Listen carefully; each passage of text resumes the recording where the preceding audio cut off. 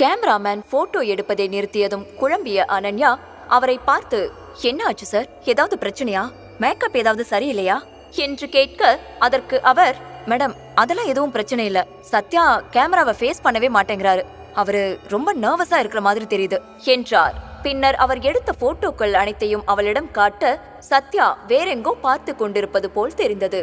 அதை பார்த்த அனன்யா சத்யாவை பார்த்து, சத்யா என்னாச்சு உனக்கு, ஏன் இப்படி பண்ணிட்டு இருக்க, நீ ஒரு ஸ்டார், சோ அதுக்கு தகுந்த மாதிரி போஸ் கொடு, எதுக்கும் பயப்படாத என்று அவனை பூஸ்ட் அப் செய்தாள். அதை கேட்ட சத்யாவிற்கு சிறிது நம்பிக்கை துளிர்விட்டது. அதற்கு அவன், ஓகே மேம், கண்டிப்பா நல்லா பண்ற என்றான். 2 வருடங்களாக கேமரா டச் இல்லாததால் அவன் பழைய இயல்பு நிலையில் போட்டோ ஷூட் செய்ய முடியவில்லை. அதே நேரம் கேமராமேன் தன்னுடைய பொறுமையை இழந்தவர் அவனை திட்டாமல் போனை எடுத்து வீடியோ பார்க்க ஆரம்பித்தார். அதை பார்த்து டென்ஷனான அனன்யா என்ன செய்வதென்று தெரியாமல் பதட்டமாக தன் முயற்சி எல்லாம் வீணா போகிறது என்பதை உணர்ந்தவள், நீ ஃபர்ஸ்ட் நடிச்ச சீரியல்ல நீ ஏமாந்தப்போ ஒரு கேரக்டரா மாறுவேல, அது ஞாபகம் இருக்கா என்று கேட்டாள். அதற்கு அவன், ஞாபகம் இருக்கு, அத நான் எப்படி மறப்பேன் என்றான். பின் அவள், ஓகே இப்போ அதுல இருக்கிற மாதிரி ஆக்ட் பண்ணு என்றாள். அவனோ, மேடம் ஆனா இது போட்டோ ஷூட் தானே, நான் எதுக்கு இதுல நடிக்கணும் என்று கேட்டான். அதற்கு அவள், நீ கொஞ்சம் நடிச்சா அந்த கேரக்டருக்குள்ள வர முடியும், அதனால இதை ட்ரை பண்ண என்றாள். அவனும் சரி என்று நடிக்க தொடங்கினான். அதை பார்த்த அனன்யா முகத்தில் ஏமாற்றம் மட்டுமே மிஞ்சியது. முன்பெல்லாம் அவனது நடிப்பு மிகவும் யதார்த்தமாக இருக்கும், ஆனால் இப்போது மிகவும் போலியாக தெரிந்ததை பார்த்து அமைதியாக இருந்தவளிடம், மேடம் நான் இன்னொரு முறை இதை ட்ரை பண்றேன், இந்த முறை கண்டிப்பா நான் நல்லா பெர்ஃபார்ம் பண்ணுவேன் என்றான். சரி என்று தலையசைத்தாள் அனன்யா. ஆனால் மீண்டும் மீண்டும் சொதப்பிக் கொண்டே இருந்தான். அதை பார்த்தவளுக்கு தவறாக தேர்வு செய்து விட்டோமோ என்ற எண்ணமும் டேவிட்டின் முகமும் அவள் கண் முன்பு வந்து சென்றது. அதையெல்லாம் நினைத்து கோபம் கொண்டவள் சத்யாவை பார்த்து, ஒரு நல்ல ஆக்டர் எந்த கேரக்டர் கொடுத்தாலும் நடிக்கணும், ஆனா நீ நடிச்ச கேரக்டர் கூட ஒழுங்கா பண்ண மாட்டேங்கிற, உன்ன மாதிரி நடிக்க விருப்பம் இல்லாதவங்க எதுக்கு இந்த மாதிரி ஃபீல்டுக்கு வந்து எங்க உயிரை வாங்குறீங்க, உனக்கு நடிக்க வரலைனா ஏன் இங்க நின்னு என் டைம் வேஸ்ட் பண்ணிட்டு இருக்க என்று கத்தினாள் அனன்யா. இதுவரை சத்யாவிடம் இப்படி பேசியதே இல்லை, ஆனால் அவளின் நிலையை அவனால் புரிந்து கொள்ள முடிந்தது. கோபத்தில் சத்யாவை முறைத்து கொண்டிருக்க, அப்போது அவளிடம் வந்த கேமராமேன், மேடம் இப்ப நம்ம ஷூட் பண்றோமா இல்லையா, இப்ப ஸ்டார்ட் பண்ணாதா டைமுக்கு வேலையை முடிக்க முடியும், சோ கொஞ்சம் யோசிங்க என்றார். சத்யாவை நல்ல நிலைமைக்கு கொண்டு வர வேண்டும் என்ற எண்ணத்தில் பாப்புலரான ஒரு போட்டோகிராஃபரை ஏற்பாடு செய்திருந்தாள் அனன்யா. இவர் எடுக்கும் போட்டோவால் இவனுக்கு பாப்புலாரிட்டி கிடைக்கும் என்று நினைத்தாள். ஆனால் அதெல்லாம் இன்று வீணாகிவிடும் போல் இருந்தது. சிறிது நேரம் யோசித்தவள் கடும் கோபத்துடன் சோகமாக நின்றவனை பார்த்து, நீ எதுக்காக நடிக்க வந்த, என்ன இத்தனை நாள் நடிக்காதனால உனக்கெல்லாம் மறந்து போச்சா, உன்னெல்லாம் வேற யாரும் முன்னேற விடாம பண்ண வேண்டாம், நீயே உன் முன்னேற்றத்தை தடுத்துப்ப, உன் வாழ்க்கைய மாத்தணும், உனக்காக நிக்கணும், நான் வந்தேன்ல என் புத்திய செருப்பால் அடிக்கணும், எனக்கு வேற ஏதாவது ஆர்டிஸ்ட் தர சொல்லி பேசிக்கிற, பொண்ண மாதிரி ஒரு ஜடத்தோட என்னால வேலை பார்க்க முடியாது என்றாள். அதை கேட்டு தன் இயலாமையை நினைத்து வேதனையுடன் இவ்வளவு நேரம் அமைதியாக இருந்தவன் தலை நிமிர்ந்தான். அதே நேரம் அனன்யாவின் கோபத்தை பார்க்க ஸ்டுடியோவில் இருந்த மற்றவர் அனைவரும் அதிர்ச்சி அடைந்தனர். யாருக்கும் வாயை திறக்க கூட தைரியம் இல்லை.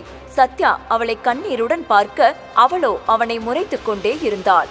அதை பார்த்தவன் இந்த முறை தனக்காக பேச முடிவு செய்து, மேடம் ப்ளீஸ் எனக்கு கடைசியா ஒரே ஒரு வாய்ப்பு மட்டும் கொடுங்க, நான் கண்டிப்பா நல்லா பண்ணுவேன் என்று கெஞ்சினாள். எப்போதும் அமைதியாக இருப்பவன் இன்றுதான் தனக்காக பேசி இருக்கிறான் என்று மகிழ்ச்சியாக இருந்தாலும் அதை வெளிக்காட்டிக் கொள்ளாதவள், ஓகே நீ கேக்குறதால உனக்காக இந்த கடைசி வாய்ப்பை கொடுக்கற, ஆனா ஒரு வேளை நீ ஒழுங்கா பண்ணலைனா நான் சொல்ல மாட்டேன், நீயாவே இந்த ஸ்டுடியோ விட்டு வெளியே போயிடணும், புரிஞ்சுதா என்றாள். அதை கேட்ட சத்யா சரி என்று தலையசைக்க அனன்யா கேமராமேனை மீண்டும் அழைத்தாள். அவரும் இந்த முறை எல்லாம் சரியாக நடக்கும் என்ற நம்பிக்கையில், ஓகே கைஸ் எல்லாரும் ரெடியா இருங்க என்க லைட்ஸ் எல்லாம் ஆன் ஆனது. தன் மனதை ஒருநிலைப்படுத்தி அந்த கேரக்டரை நினைவுபடுத்திவிட்டு நடிக்க ஆரம்பித்தான் சத்யா. சில கோபமான காட்சியில் அவன் டேவிட்டை மனதில் நினைத்துக் கொண்டு நடித்ததால் அவன் நடிப்பு அற்புதமாக இருந்தது. அவன் இப்படி நடிப்பான் என்று யாருமே எதிர்பார்க்கவில்லை.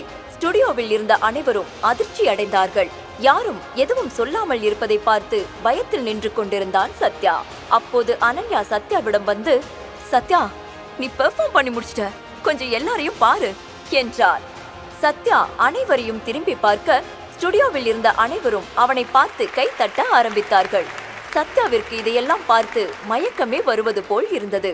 கேலி கிண்டலை மட்டுமே கேட்டு பழகியவன் முதலில் கைத்தட்டல் சத்தத்தை கேட்கும்போது வித்தியாசமாக இருந்தது. அதை பார்த்த அனன்யா புன்னகையுடன், நான் கூட தப்பான ஒருத்தனை செலக்ட் பண்ணிட்டேனேன்னு நினைச்சு பயந்துட்டேன். ஆனா நான் சரியான ஆளதான் செலக்ட் பண்ணிருக்கேன் என்றாள் அனன்யா. அதை கேட்டு சிரித்தவன் கேமராவை தைரியமாக பார்த்தாள். அனன்யா கேமராமேனை பார்த்து, ஷூட் முடிஞ்சதோ எடிட் பண்ண வீடியோ அண்ட் போட்டோஸை எனக்கு காட்டுங்க, நான் பார்க்க ரொம்ப எக்ஸைட்டா இருக்கேன், ஓகேயா என்றாள். பின்னர் நேராக தன் இருக்கையில் சென்று அமர்ந்தாள். அதன் பின் சத்யா தன் வேலையை ஒழுங்காக செய்ய ஷூட்டிங் 2 மணி நேரத்தில் முடிவடைந்தது. அனன்யா மிகவும் மகிழ்ச்சி அடைந்தாள். ஷூட்டிங் முடிந்ததும் அவன் அனன்யாவை பார்க்க, இங்க பாரு சத்யா, இது முதல் ஸ்டெப் தான். இத பப்ளிஷ் பண்ண, பப்ளிக்கா அனௌன்ஸ் பண்ண நமக்கு பெர்மிஷன் வேணும். நான் அதை எப்படியாவது வாங்கிடுவேன், சோ நோ வரிஸ் என்றாள். அதை கேட்ட சத்யா புன்னகைத்தான். ஆனால் அவன் மனதுக்குள் அவனுடைய கரியர் அவ்வளவு சுலபமாக இருக்காது என்று தோன்றியது. அவன் எதையோ யோசிப்பதை பார்த்த அனன்யா, நீ எதுக்கும் கவலைப்படாத சத்யா, நான் சொல்றது எல்லாம் நீ பண்ணினாலே போதும். இனிமே உனக்கு ட்ரைனிங் ஒரு நாளைக்கு 10 மணி நேரம் இருக்கும். நீ அதை எப்பவுமே ஸ்கிப் பண்ணக்கூடாது என்றாள். அதற்கு உடனே சத்யா சம்மதிப்பான் என்று நினைத்தாள். ஆனால் அவன் முகத்தை சோகமாக வைத்துக் கொண்டு நிற்க, அதற்கு அவள், உனக்கு நல்ல சான்ஸ் கிடைச்சிருக்கு. வாழ்க்கையில பல வருஷம் கஷ்டப்பட்டு 10 நிமிஷம் ஸ்கிரீன்ல வந்தவங்க கூட இருக்காங்க. ஆனா நீ டெய்லியும் 10 மணி நேரத்துக்கு இவ்ளோ யோசிக்கிற என்றாள். அதை கேட்டவன், இல்ல நான் ட்ரைனிங் பண்ண மாட்டேன்லாம் சொல்லல, எனக்கு கொஞ்சம் பார்ட் டைம் வேலையும் பார்க்க வேண்டியிருக்கு, அதான் என்ன பண்றதுன்னு தெரியல என்றான். நீ இப்படி யோசிச்சா ஒண்ணுமே பண்ண முடியாது சத்யா என்றாள் அனன்யா. மேலும், இந்த மாதிரி ஒரு வாய்ப்புக்காக எத்தனை பேர் காத்துக்கிட்டு இருக்காங்க தெரியுமா? அது உன் கைக்கு வந்ததும் அதோட அருமை உனக்கு தெரியல என்றாள். அதற்கு அவன், எனக்கு இந்த வாய்ப்பு எவ்வளவு முக்கியம்னு தெரியும். ஆனா என் சிஸ்டருக்கு பிறந்ததுல இருந்து ஹார்ட் ப்ராப்ளம் இருக்கு. அதை சரி பண்ண எனக்கு பல லட்சம் பணம் தேவைப்படுது. நான் அதுக்காக உழைச்சுதான் ஆகணும். உங்களுக்கு இப்படி ஒரு நிலைமை இருந்தா நீங்க உங்க தங்கச்சியை காப்பாத்த பணத்தை முதல்ல ரெடி பண்ணதானே பாப்பீங்க. அப்பவும் கனவுதான் முக்கியம்னு போக மாட்டீங்கல்ல என்று கேட்டான். அதை கேட்டு திகைத்து போனாள் அனன்யா. அவன் வாழ்க்கையில் இப்படி ஒரு சோகம் இருக்கும் என்பதை எதிர்பார்க்காதவள், உன் நிலைமை எனக்கு புரியுது. நீ அவளை பார்க்க போகும்போது என்னையும் ஹாஸ்பிட்டல் கூட்டிட்டு போ. என்னால முடிஞ்ச அளவுக்கு நானும் அவளை பாத்துக்கிறேன் என்றாள். அதை கேட்ட சத்யா, அனன்யா மேடம், நிஜமாவா சொல்றீங்க? என் சிஸ்டர் இப்ப தனியாதான் ஹாஸ்பிட்டல்ல இருக்கா. அவளை பார்க்க என்ன தவிர வேற யாருமே வரமாட்டாங்க. இப்ப நீங்க வந்தா நிச்சயம் ரொம்ப சந்தோஷப்படுவா என்று சொன்னான் சத்யா. அதை கேட்டதும் சிறிது நேரத்தில் சத்யாவுடன் ஹாஸ்பிட்டல் சென்றாள். அங்கே சத்யாவின் தங்கை பெட்டில் படுத்திருந்தாள். அவள் சத்யாவை பார்த்ததும், அண்ணா, என்ன பார்க்க வந்துட்டியா என்று கேட்டாள். அவளால் பெட்டை விட்டு எழுந்திருக்க கூட முடியாததால் அவன் கொண்டு வந்த கிஃப்டை பார்க்க முடியவில்லை. ஆனால் அருகில் நின்று கொண்டிருந்த அனன்யாவை பார்த்துவிட்டு, அண்ணா, இது யாரு? என்னோட அண்ணியா என்று கேட்டாள். அதை கேட்டு பதற்றமடைந்தவன், இவங்க உன் அண்ணி இல்லம்மா, இவங்க என்னோட ஏஜென்ட் என்றான். அவன் பதற்றத்தை பார்த்து சிரித்தாள் அனன்யா. பின்னர் அம்மு அவளை பார்த்து, நீங்க ரொம்ப நல்லவங்களா இருக்கீங்க, எனக்கு ஒரு ஹெல்ப் பண்ணுவீங்களா என்றாள். என்ன என்பது போல் நின்று கொண்டிருந்தாள் அனன்யா. அனன்யாவிடம் என்ன உதவி கேட்க போகிறாள் அம்மு? அனன்யாவால் சத்யாவின் தங்கைக்கு வாழ வழி பிறக்குமா?